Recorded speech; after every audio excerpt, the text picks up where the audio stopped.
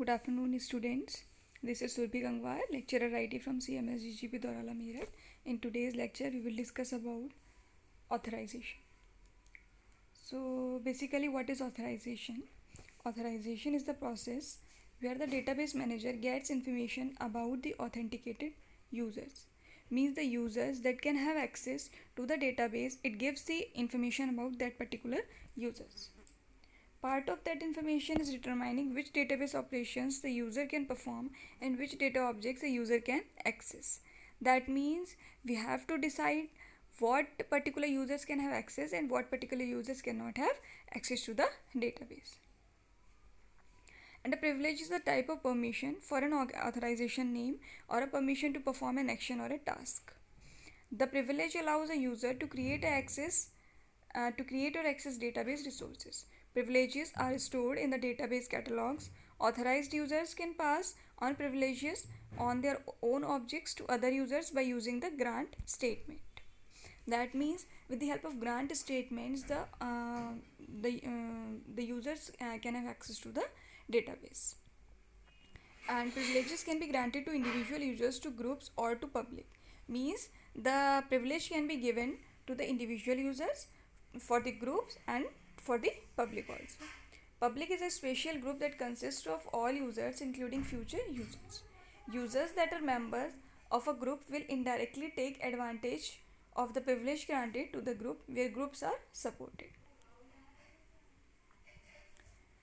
So, if we have to learn about the authorization, before this concept, we have to learn about the authentication.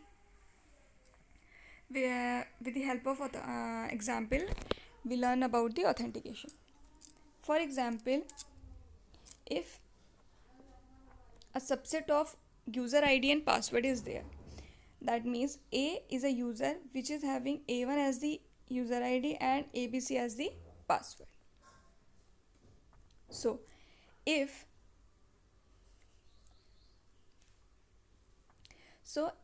A user enters A1 as the identity and ABC as the password, then it will give access to the database. Next, if suppose a user B is there, B is having ID as B1 and the password is B2E. For example, this combination false, this combination becomes false, then this particular user B cannot have access to the database. That means if we have the true combination of user ID and the password, only in that case the user can have access to the database. There can be two types of authentication: single factor and two factor. In single factor, the concept of only ID and password is there, but in case of two factor, other information can also be asked. So suppose if only the information regarding ID and password is required, then it will be single factor authentication. But if the information of ID and password are asked, as well as the other information also asked, then it will be two factor. So this is all about the authentication.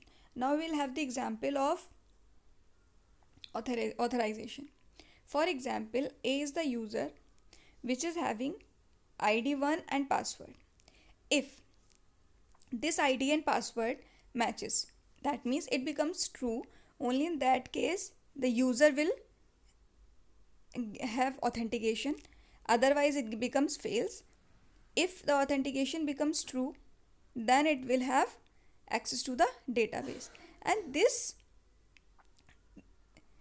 particular user can have access, can access one or more than one information.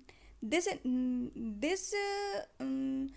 the accessibility list can be get with the help of access control list. So in access control list, it is defined that on what particular information user have access.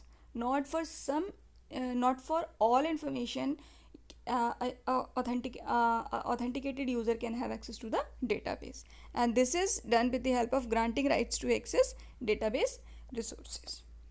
So this is all about the authorization. Thank you.